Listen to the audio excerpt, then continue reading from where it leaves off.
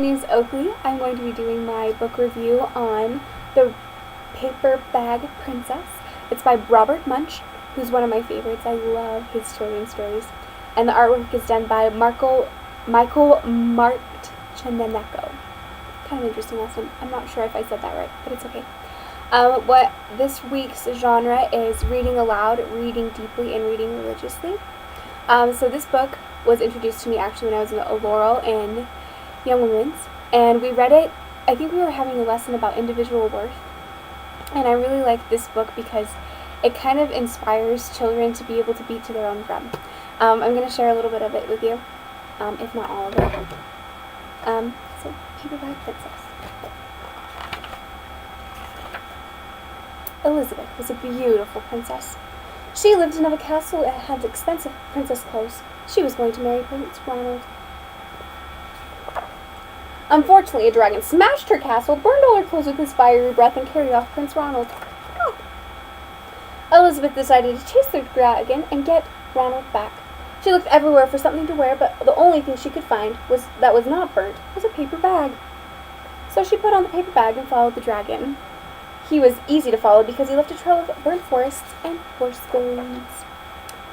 Finally, Elizabeth came to the cave with a large door that had a huge knocker on it. She took a hold of the knocker and banged on the door.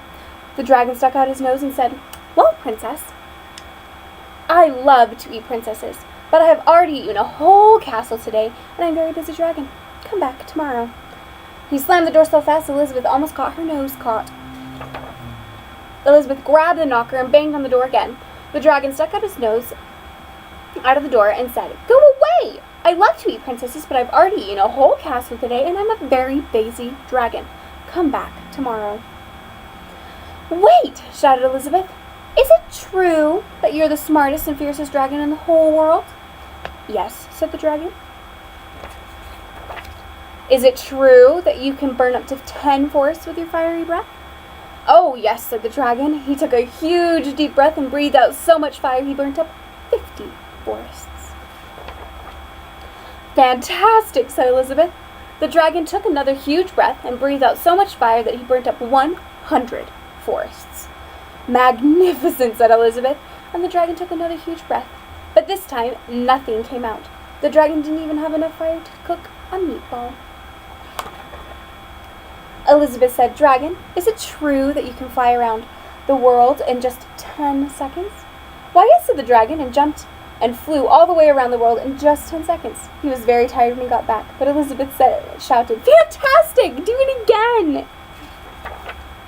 So the dragon jumped up and flew around the world in just 20 seconds. When he got back, he was so tired, he couldn't talk, and when he laid down, he went straight to sleep. Elizabeth whispered softly, "Hey, dragon." The dragon didn't move at all.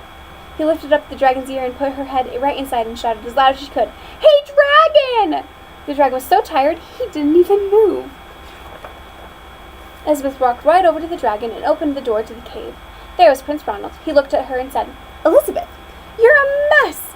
You smell like ash, your hair is all tangled, and you're wearing a dirty old paper bag. Come back when you're dressed like a princess." "Ronald," she said, "your clothes are really pretty, and your hair is really neat. You look like a real prince, but you're a bum." And they didn't get married after all. I love this story. I think it's so cute how she just realizes her worth, and she did all these things to be able to get this prince back, and he's just like, "You smell bad," and she's like, "Well, excuse me, you know what, we're not going to get married anyway, you're a bum."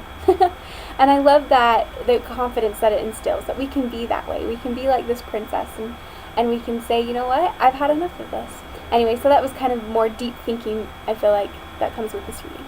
Anyway, I hope you enjoyed it. Bye!